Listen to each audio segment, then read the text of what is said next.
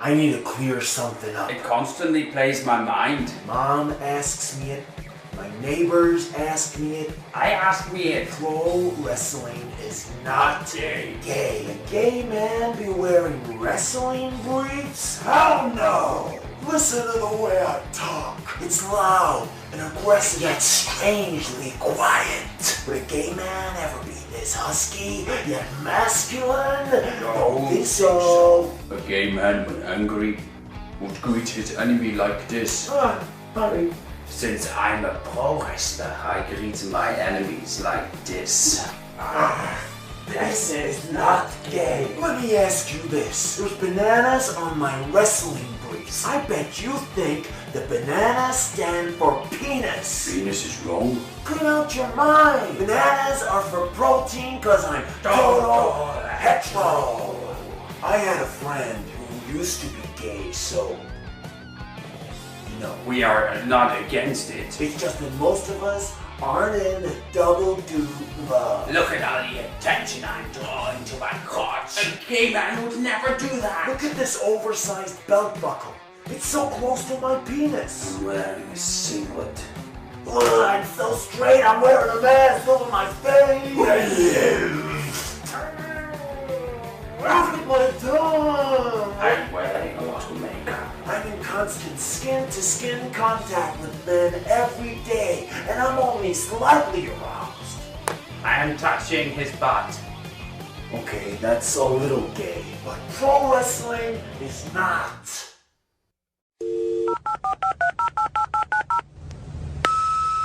Hey, it's Steffi Stott from Twitter.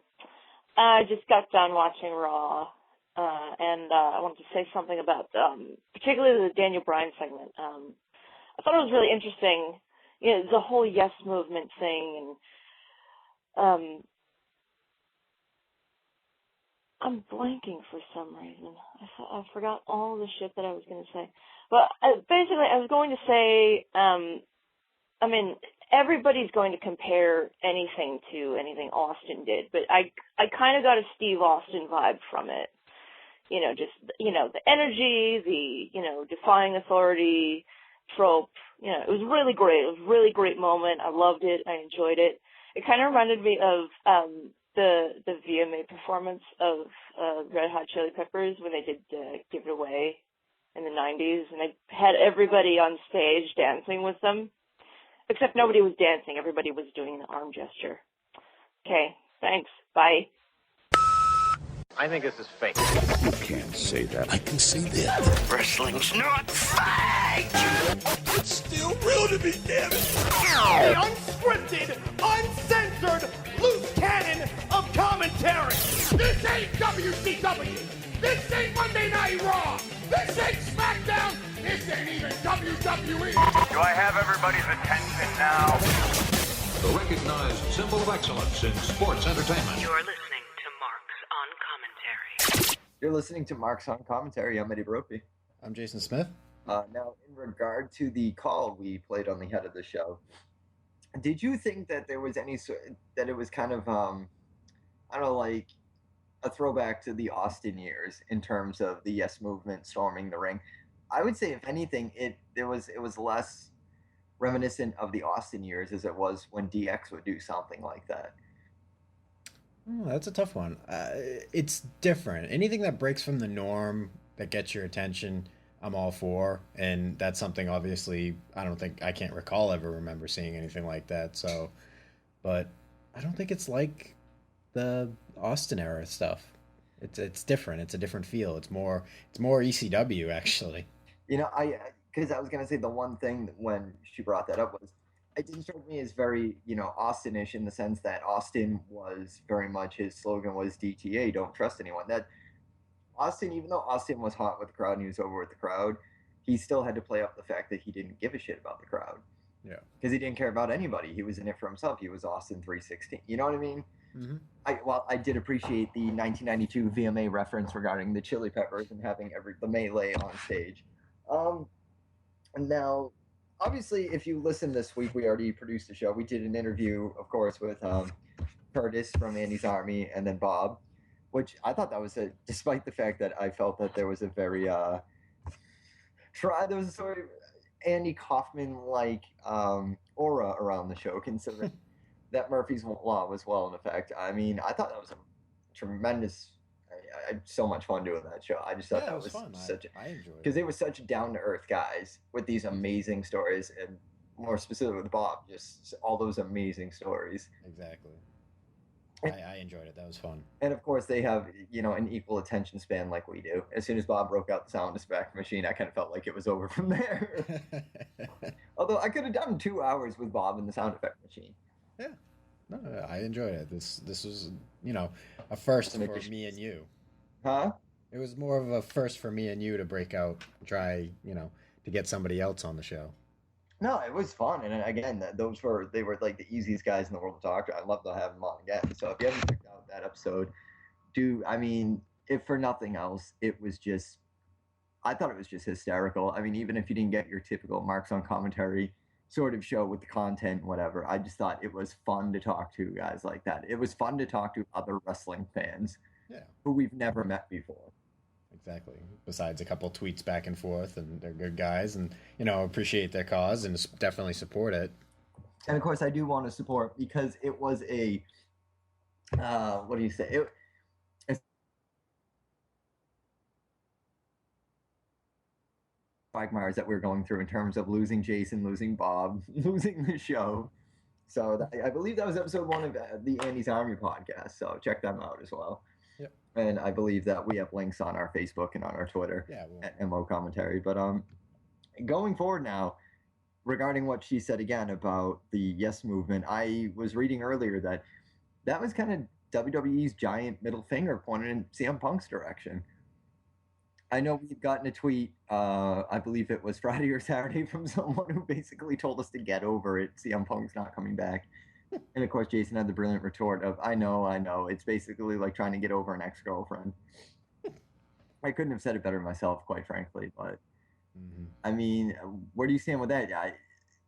Obviously, I kind of feel like we reached a point where Bob seems to think, though, that there's very much like CM Punk, I don't think he's really gone. I think he's going to show up at Mania, and I think it's going to blow a lot of people's minds. I don't want to say I full on agree with that, because I'm perfectly willing to accept that, the end of the night, Daniel Bryan is WWE champ, just as how it looks like it's going to happen. But like the brief glimmer in my mind was just like, what if Daniel Bryan loses to Triple H? Like, that's the thing I was going to ask you, because obviously I think, and we've said it on the show, I've been saying it since WrestleMania season kicked off. It's going to be Daniel Bryan, Triple H, and the stipulation is going to be Daniel Bryan goes to the main event if he beats Triple H. That was a given.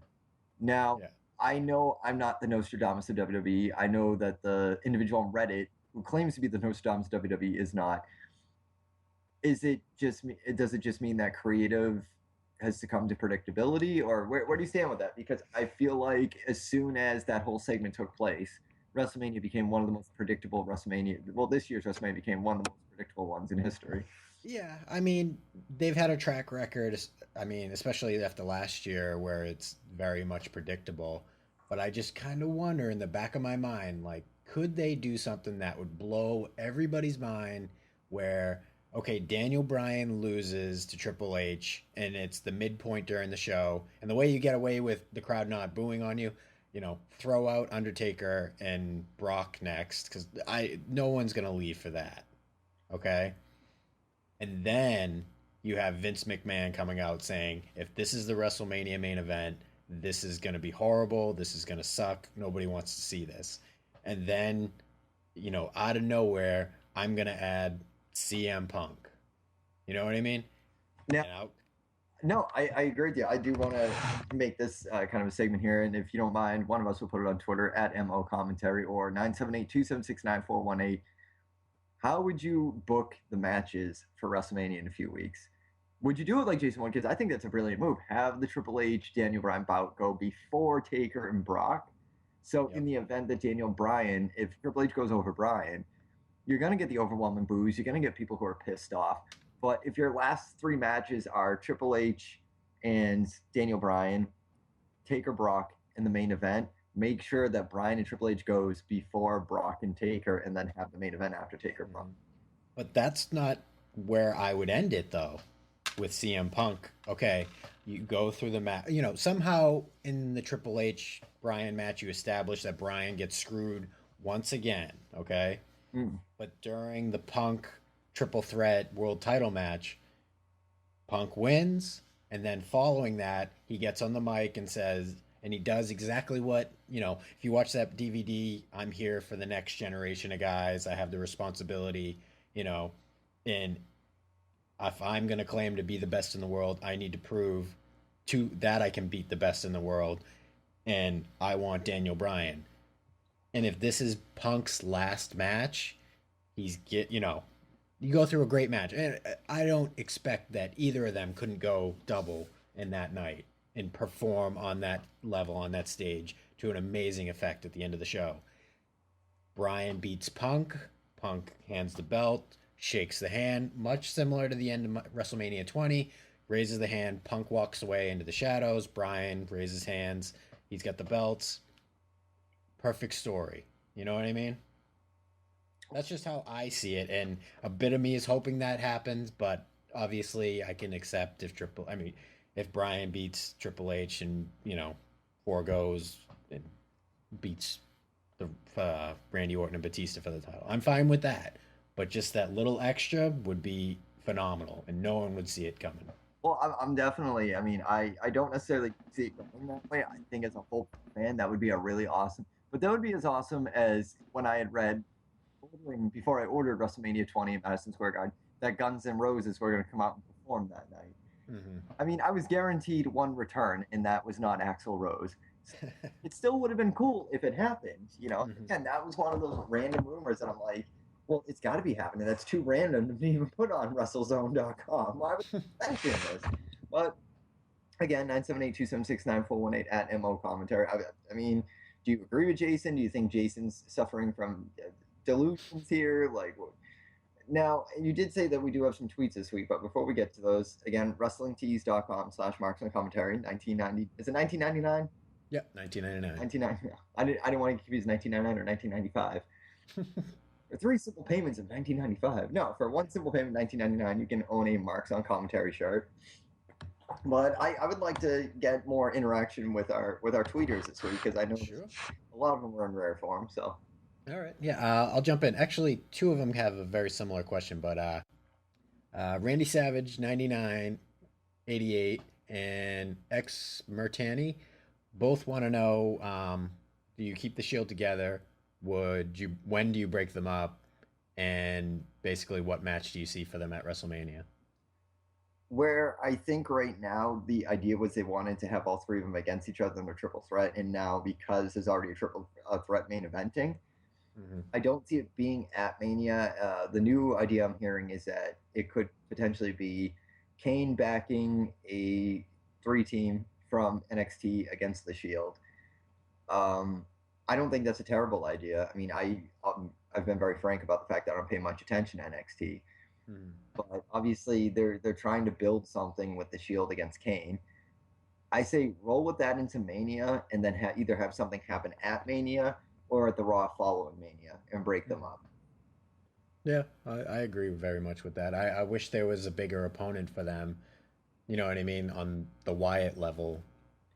But that's the thing. I think that pawn's already been fished out. I think at this point, the trifecta, the family that they should be working on should be the Wyatts. And I think they should be breaking apart now, kind of honing in on the strengths and the weaknesses of each individual member of the Shield. I would like to see them break them up for the simple fact that I would like to see Roman Reigns get built into a program leading into SummerSlam. Yeah. Whether it has, WWE World Heavyweight title potential or not, I would like to see Roman Reigns now kind of getting to that point on a card where, 6 months from now or 5 months from now, whatever, or less than that, by SummerSlam, he could potentially be the next contender for those titles. Yeah.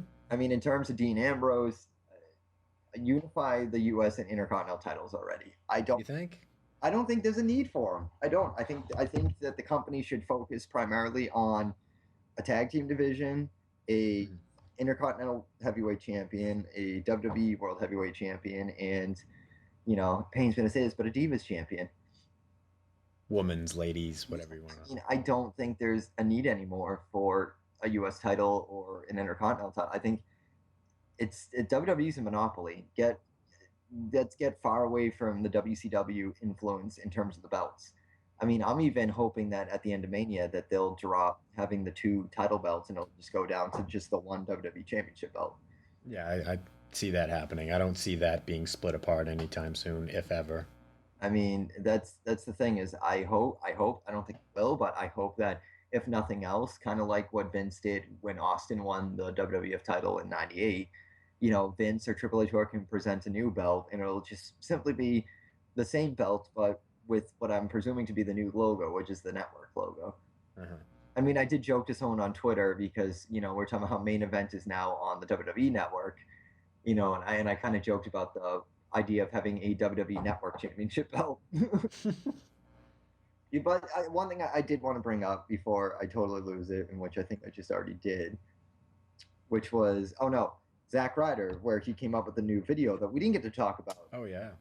Where we came up with the new video, I was hearing rumors that there's a potential stable between him, Miz, and Ziggler forming. That's pretty cool in my mind. I mean, the only thing I don't like about it is essentially you're just rehashing the Job Squad. Yeah, I got that vibe too, but I think it'll be more serious. We do know about the relationship between Ryder and Ziggler personally from the fact that Ziggler used to do the Ask the Heel segments on Ryder's show. Yeah. If nothing else, I mean, I've always said I think that The Miz works better in a tag team scenario. Yep. I loved him with R-Truth. Again, I hate The Miz, but I loved him with R-Truth. I loved him with John Morrison. He's a great tag team worker. He's the good second man in a tag team. Well, in this case, Ryder's the good hype man. Ziggler's the great athlete, and Miz is the great sort of character. He's the great voice. And I think that's a good trifecta to have for a stable. Who would you put at the center of that? Because, any great stable typically has one guy at the forefront and then 2 backing him. I would love to say Ziggler, but I have this weird feeling it might be built around Miz. Really? I mean, keep in mind, out of the 3 of them, I mean, granted, Ziggler was a 2-time World Heavyweight Champion, but Miz was the only WWE champion. Mm-hmm. Miz was the only one out of the 3 that headlined WrestleMania. That's true. So it would make more sense. And bear in mind, too, despite the fact that he was blamed for the low buy rates, which I think was, and again, I'm not a Miz fan, but I even thought that was a little unfair. He did headline the tag team match with R-Truth against The Rock and Cena. Yeah. I mean, that was Survivor Series. That was one of the bigger pay-per-views. To have it headlined by not a title match and just to have it be a typical tag team match you had big names like The Rock and Cena. And, obviously if The Miz can headline a WrestleMania with Cena, he's a big enough name. But in a tag team scenario with R-Truth, R-Truth has headlined pay-per-views. He headlined Capital Punishment, I believe it was called. Yeah, the one-off pay-per-view against Cena. It still felt like a joke to me because they didn't do much with R-Truth after that. But I think that there's still potential in both Miz and Ziggler. And it would be cool to see how Ryder can feed off of that. Yeah, definitely. I'd like to see them stick Miz and Ziggler together. Miz and Ryder together as the tag team. See, I was thinking more Ziggler and Ryder and have Miz break out, but really, I do want to agree that I want to say Ziggler breaks out and give Miz and Ryder a shot together. Yeah, because it kind of gives Ryder the rub, as the tag team guy. It's different. Miz really hasn't. Yeah, he's been tag team champion, but he hasn't held the newer version of the belt, which almost feels fresher. I don't know if that makes sense, but. I get it and I don't get it. I think if anything, it's a better opportunity for Ryder to hold another title with the exception of the U.S. title. Mm-hmm. Yeah. But I'd love to see that trifecta. You could push that against somebody like the Wyatt family. Well, that's what I'm thinking is if you have these 3 guys together, who's the first you send them, you could even, and this is a scenario too, you could have the Monday Night Raw after WrestleMania, because that's the other thing is, the thing about the Raw following WrestleMania is it's usually a very hot crowd because they just all were in attendance for WrestleMania or they're anticipating something huge because in the past couple of years, you had John Cena and The Rock announce their match a year out on the Raw following Mania. And of course, last year you had the amazing crowd who made Fandango at least a fad for a month or two. Yeah. Why not have, and again, like WrestleMania 14, Austin got the brand new belt, and then Triple H X-Pac made his return to the company, and they recruited the Outlaws in the steel cage match they ran with Chainsaw Charlie and Jack, and Foley. Why not have the Wyatt family come out and cut a promo, and have the three of them come out, or have like the Shield cutting a promo specifically? I'm sorry, have the Shield come out and cut a promo, have those three come out, get in a match with the Shield, get over the Shield, and have the Shield disintegrate that night after they lose to those three. Yeah. And then have them go after, say, the Wyatt family next. I wonder if they'll make a statement or anything physically, like in the 30-man battle royal that we'll have to talk about too. Which I think, and from what I've read, is supposed to be the pre-show WrestleMania like YouTube match. If that's the case, why bother even having it? Yeah, that feels wrong. I hope they do more to it. I'm not convinced they will, but I mean, the only reason I can see them doing it is because it would make more sense, because if it's on YouTube and it's not necessarily on the network, it almost doesn't count as a WrestleMania match. So if they do have someone like Big E in there and he gets eliminated really early on, it doesn't seem strange that Big E would be defending the title against someone later that night. Yeah, I don't think he'll pull double duty. I think, if anything, he'll be a one-shot, and that's all you see of him. It kind of seems stupid to me, because you already have Daniel Bryan. Supposedly, it's looking like he'll pull double duty with Triple H and then the main event match. I hated that, especially when they did the brand extension, because you had a lot of guys on the Monday Night Raw following the announcement that, get the F out and the brand extension. I remember, I think it was Bubba Ray did double duty on that Monday Night Raw. Mm-hmm. And to me, it always seems like lackluster when you have one superstar doing double duty, because it feels like the card's really thin and you're trying to fill it in with someone. Yeah. No, I agree. Yeah. No, I agree that it would feel very thin, but I don't know. You're going to need 30 guys to fill up that battle royal alone, and that's going to eat the card even that much more. So. Well, because if you think of it in perspective, the Shield are obviously going to have a match. Cena and Bray Wyatt is obviously happening. Taker, Brock, Triple H, Bryan, the main event. There's 5 matches right there. Yeah. Those are your 5 big matches. Typically, a WrestleMania goes about 8. So you have a Divas match. That's one more match. That's 6. And then, maybe a 7th match. Tag titles or something. I wouldn't be surprised if they did like a 4 corners tag team title match. You'd have Outlaws, Usos, maybe the Rhodes, and who else was I thinking? It was somebody else. Los Matadores. Outlaws, Usos, Rhodes. There's another tag team in there I'm sure of. Maybe no, did they announce Ryback? Yeah, they already announced that. I don't know. Maybe a 3-corner. I don't know. I expect some form of 3-man tag. I was actually going to say you have Cesaro and Swagger have a grudge match, then just have the Usos and New Outlaws, and you've already rounded out 8 matches. So if you had a 30-man battle royal, I mean, you got the Russian guy, the Ivan Drago guy. I mean, he very well could win that whole thing. I mean, yeah. Big Show. You've got Big Show, I'm sure, is going in that battle royal, and I hope to God he doesn't win. So just as a nod to Andre, you know what I mean? Yeah. Because that's too predictable. I mean, hypothetically speaking, you could fill that 30-man battle royal, and it doesn't have to require anyone to do double duty. Just get all the guys you're not using. Yeah, I mean, plus they've got an influx of like NXT guys that they can use too. And that's the thing. Who's to say that they're not going to use NXT guys, or that the other 2 members of the Wyatt family aren't going to be in there? I mean, or they're going to have the 2 other members of the Wyatt family against the 2 members of the Shield, Ambrose and Seth Rollins, or Seth Rollins and Roman Reigns, and have Dean Ambrose be in the battle royal. You know what I mean? Yeah, or you can, grab some legends, throw X-Pac out there, throw, whoever. Put some names we haven't seen in a while.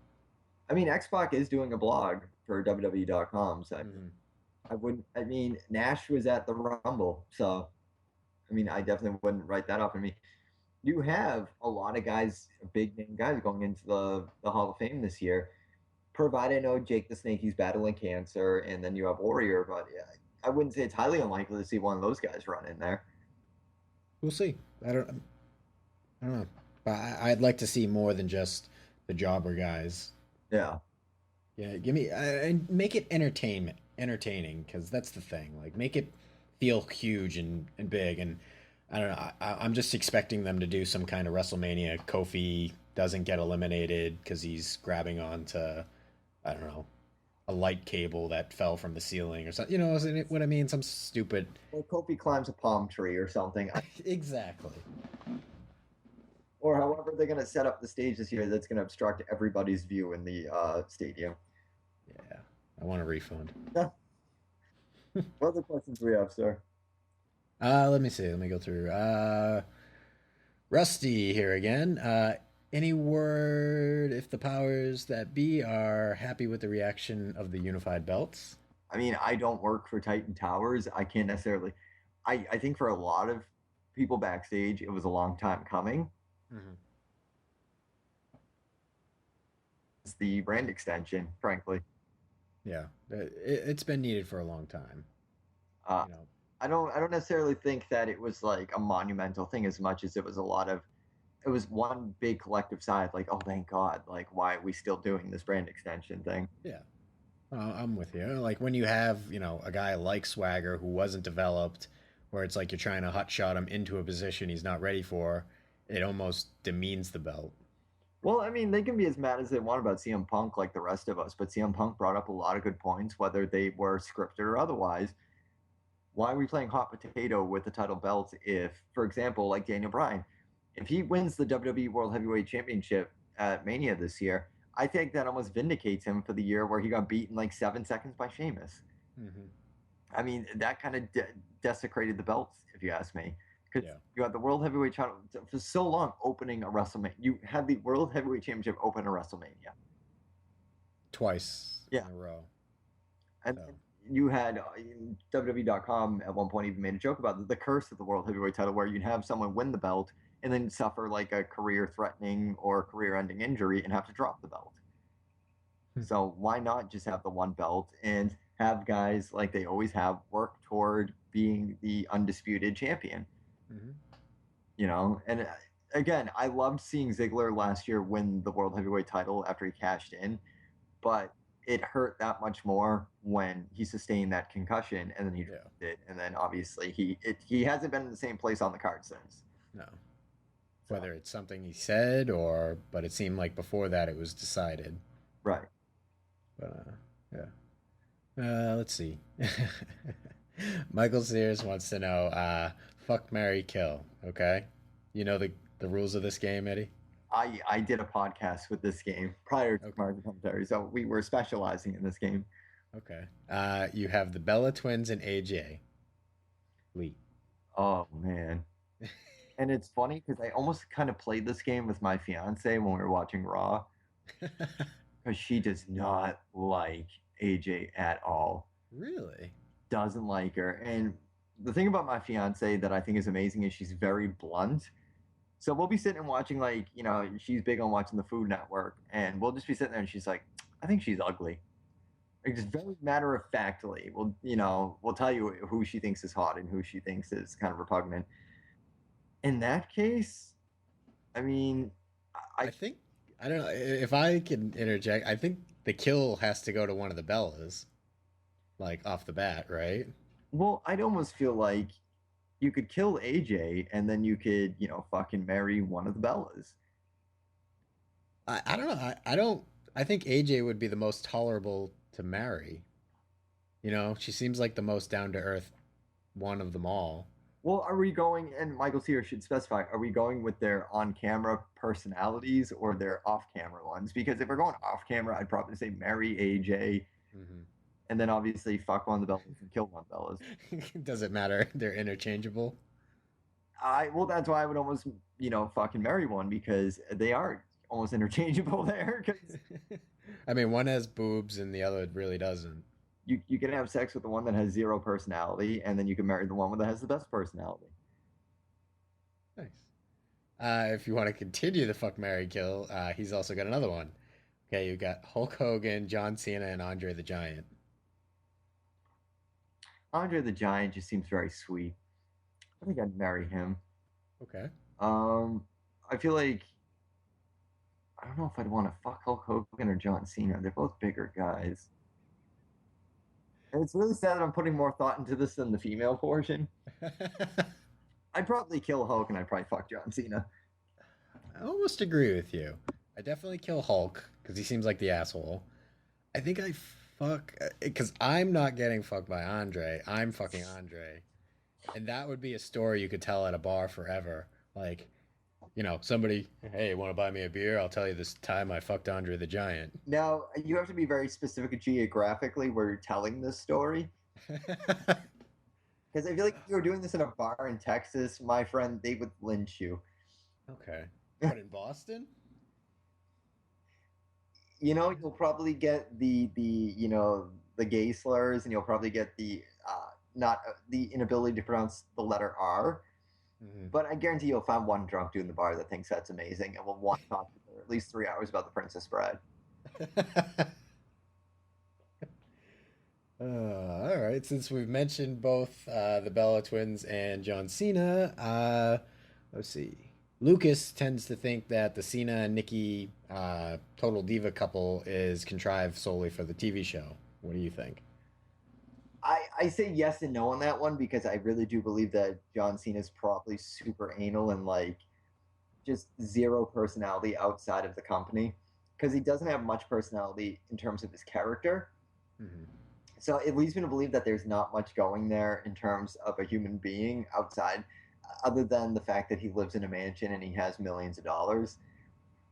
But I'm sure, much like the Tyson Kidd Natalia thing, I definitely think they ham for the cameras a bit. I think they play it up. Oh yeah, I've heard it's not fake, but it's the pro wrestling of reality TV shows, right? Where it's scripted.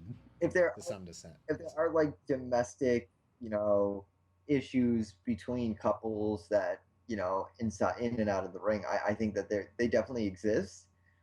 I don't think they're to the extent to which they're being broadcast on a glorified like tabloid station. Yeah, no, I agree. I think they're legitly a couple, but what you see on TV is contrived and a little fake. So. Oh yeah, I definitely think that everything that you see on there. I mean, they're a legitimate couple. That goes without saying. The same way that Tyson Kidd and Natalia are really married. Yeah. And I buy that couple way more than I buy Cena and Nikki. So, but I mean, do all couples have their issues? Absolutely. Oh yeah. You know what I mean? Like, I just think that for the sake of reality TV, like Jason and I mean, when I started hanging out with Jason, he would tell me about some of the issues he was having with his fiance in terms of like being able to hang his movie posters in the living room. So, they're there. I made my point. The same way that I'm like super manic depressed, and there will be times where my fiance will do something nice for me and I'll just be totally like stoic and not having it, and just she's like, what did I do wrong? Like, those are real issues, but to the common reality TV viewer, they're boring issues. Yeah. Jason's a nerd and Eddie's nuts. Like, what's entertaining about this? Right on. All right, I'll continue on. Neil Callahill wants to know, why is Taker wasting whatever time he has left on Lesnar? Surely the only big fight left is Cena. I agree. Really? I've been saying this for a while. I don't think that Taker should go to 30-0. I don't even think he should be doing this match unless it was against Cena. Clearly, don't get me wrong, like clearly they need someone to put Bray Wyatt over on, and I think Cena's the guy to do it.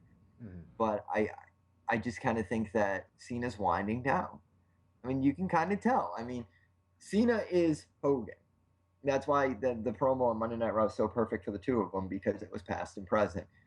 If Hogan or Cena are not holding the title, does anyone really care about them anymore? I mean, obviously, yeah, merchandising and all that, the little kids and the women still chant for Cena, but his whole bravado or his whole character is built around the champ is here. I think that he and Taker should have had the match this year. I'm not convinced. I think there's enough time left, because I've mentioned to you, and we've talked about maybe possibly going, that WrestleMania next year, or not next year, WrestleMania 32 is in Texas, Taker's home state. To me, that's the place to know if it is going to be Taker's last match, whether he wins, loses, however you want to set it up. I don't think he should lose, but whatever. That should be the place to do the Taker match. I mean, in looking ahead, like I believe it's what's the stadium? I'm not sure the stadium name, but it's bigger than they could fit a bigger crowd than they did at WrestleMania 3 in there. Why not pack it with the hugest main event ever?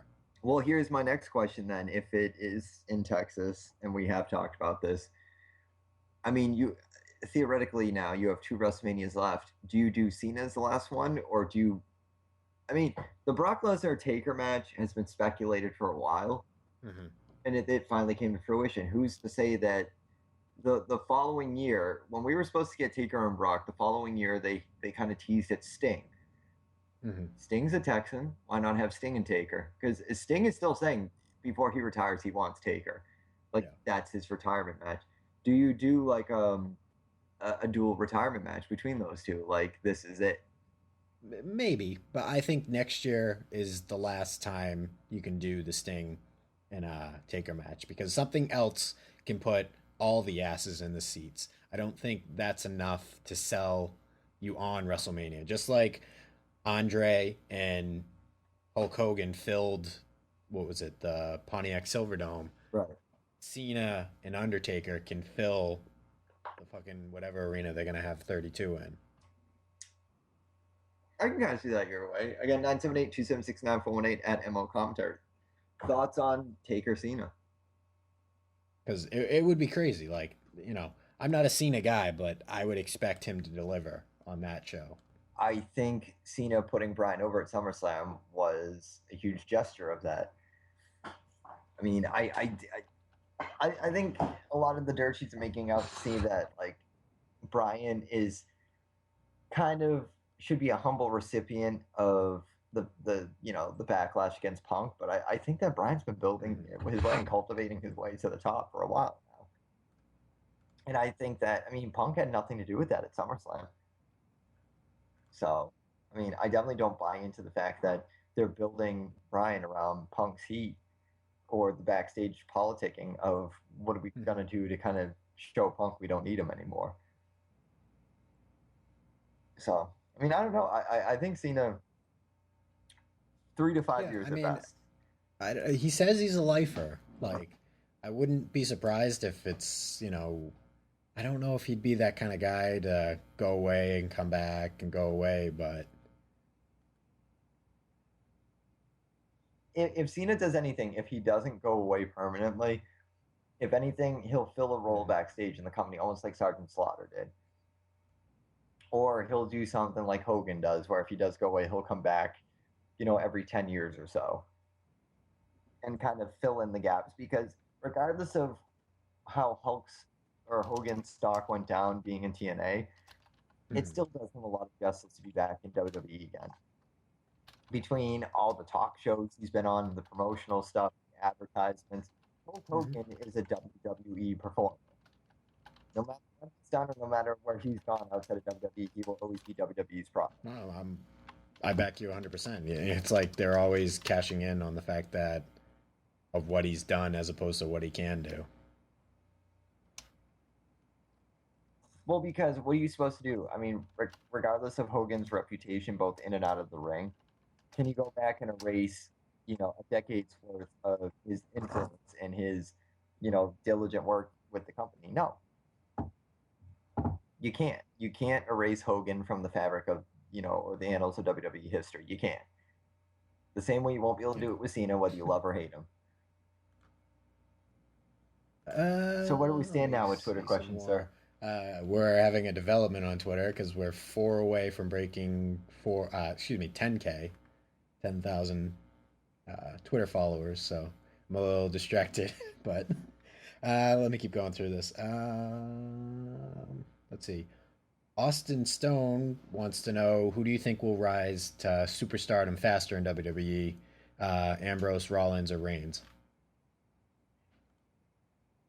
Yeah. Oh, without a doubt, it's going to be Reigns.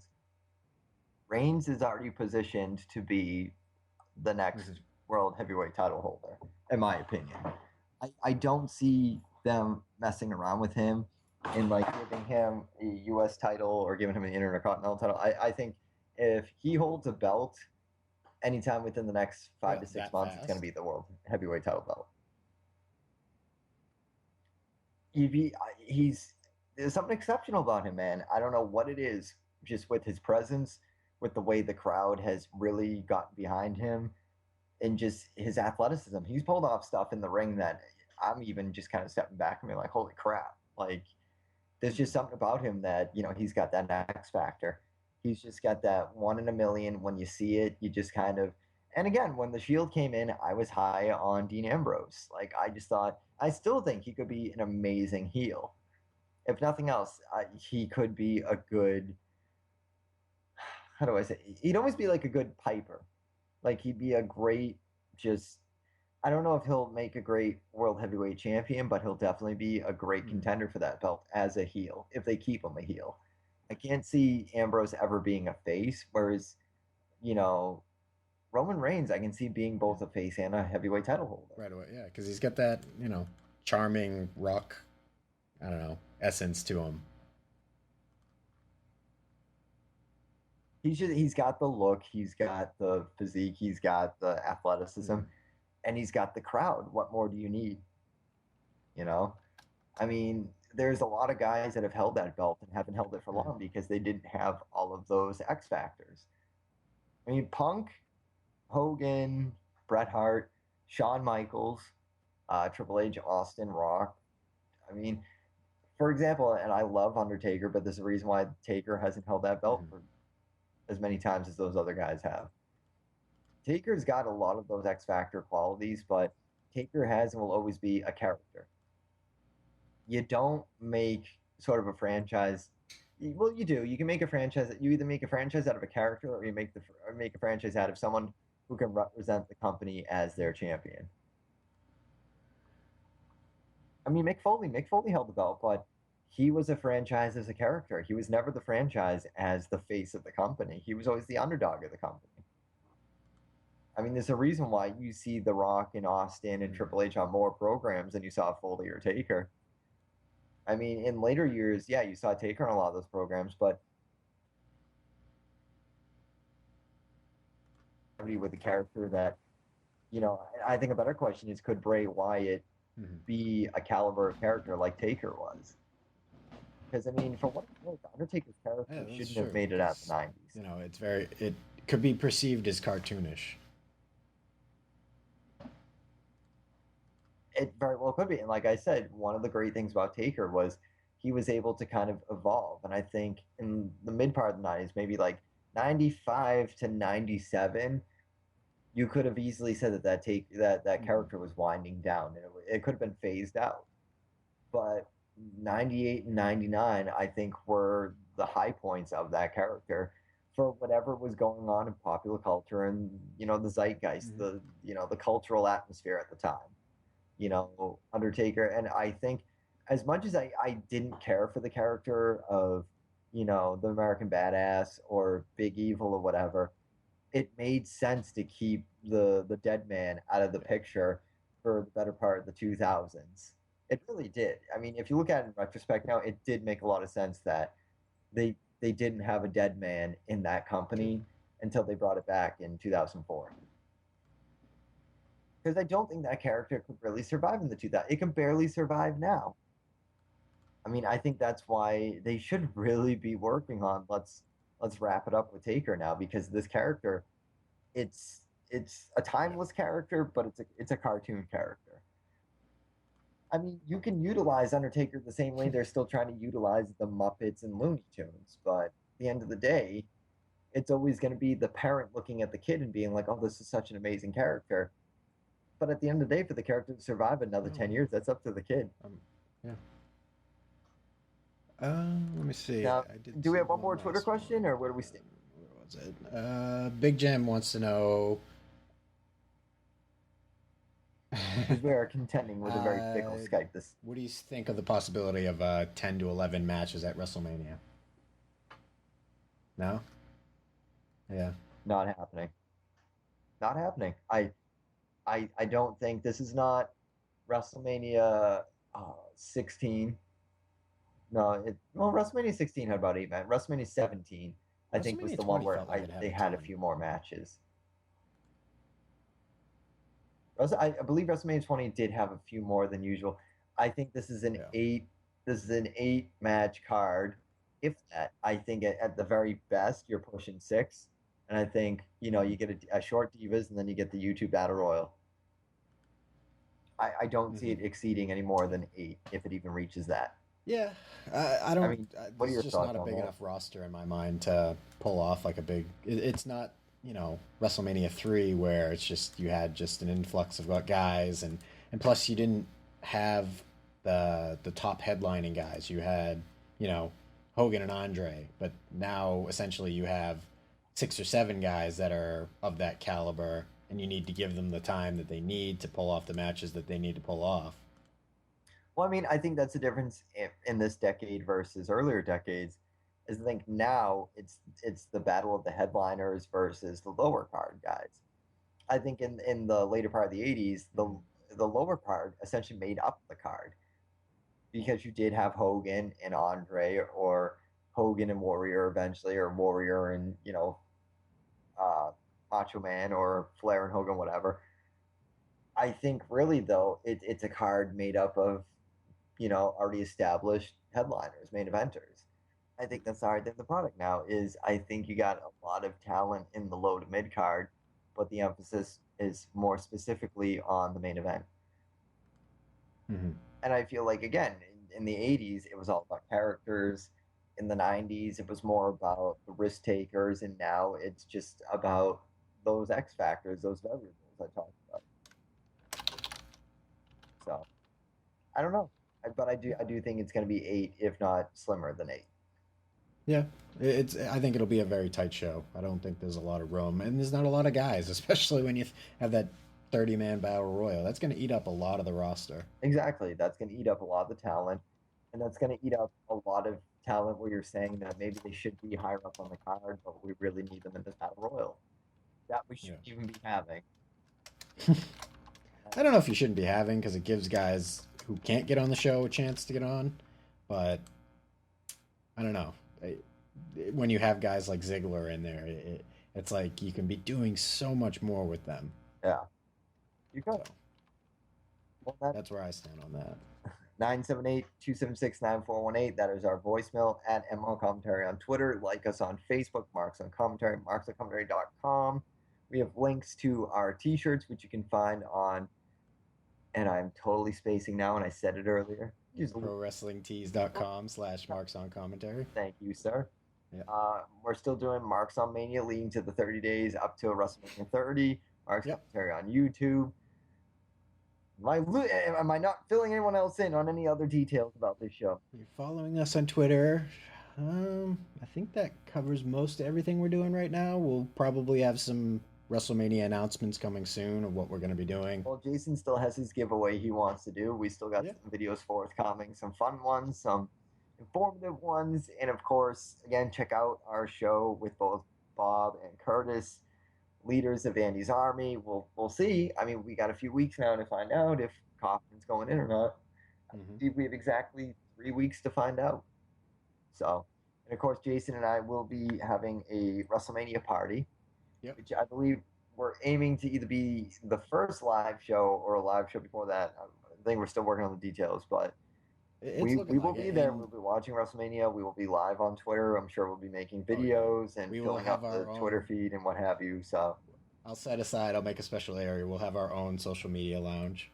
So hopefully, I mean, we're still working out the bugs with this Skype thing in terms of guests and whatever, but going forward here, we're looking towards WrestleMania to be essentially the catalyst for what we do in terms of the show afterwards. So 978-276-9418 at MO Commentary from Mark's Commentary. I'm Eddie Brophy.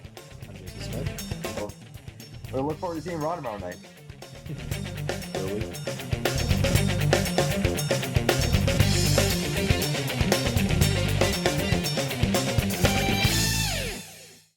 Never hangs around. We interrupt this program to bring you a special report. Hey, wrestling fans and freaks alike. I am the Information Highway's last living outlaw. My name is the Masked Tweeter. I hail from parts unknown. I am here today to deliver to you breaking news that's going to put you in a headlock. That's right, ladies and gentlemen. Stop the presses. Get the president on the horn. This is a big one, folks. I am joining forces with Andy's Army. Andy's Army. To get Andy Kaufman the 2014 WWE Hall of Fame Induction Award. Think about it. You, me, the rest of Andy's Army. Together we can collaborate and make this happen, folks. I don't have to tell you, how cool would it be to play a small part in getting the legendary comedian Andy Kaufman inducted into the WWE Hall of Fame class of 2014. Wherever you visit online, I want you to hashtag AK4WWEHOF 2014. Let me say it again. Hashtag AK4WWEHOF 2014. Wherever you go, Facebook, Twitter, I want you to hashtag it. I want you to tell your friends. I want you to tell your family. I want you to stop people on the street, people you don't even know. And I want you to say, hey, let's put Andy Kaufman in the WWE Hall of Fame class of 2014. I know you can do it. Remember, hashtag AK4WWEHOF 2014. And don't forget to visit me on Twitter at MaskTweeterX. We officially now have 10,000 followers. That's why. So Jason is baiting me over here, being like, "We got to keep this." Yes, we have 10,000 followers now. Yeah. How many of these followers listen to the show? That's my big one.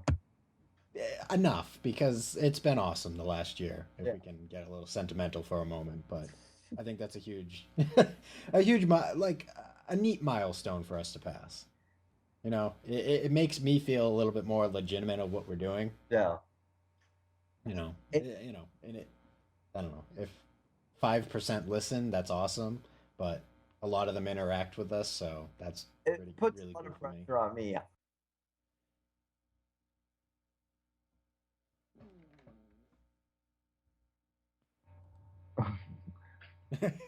Wait. It puts a lot of pressure on you. Yeah, wait till tomorrow night at MO Commentary when we're tweeting Monday Night Raw. You will see firsthand how successful I am in my mission. Wait, what's your mission? Out of 10,000, how many people can I offend in one tweet? How fast can we lose these 10,000? That's Eddie's goal now. Thanks. Yeah, but that is a milestone. And again, we appreciate everybody listening, everybody tweeting, everybody calling. So again, thank you to all our supporters, anyone who bought a t-shirt. I know Jason just secured 2 t-shirts for ourselves. So with the profits we made from the t-shirts we did sell. So that's again, cool. keep an eye out on YouTube, Marks and Commentary for Marks on Mania. Absolutely. Thank you, guys.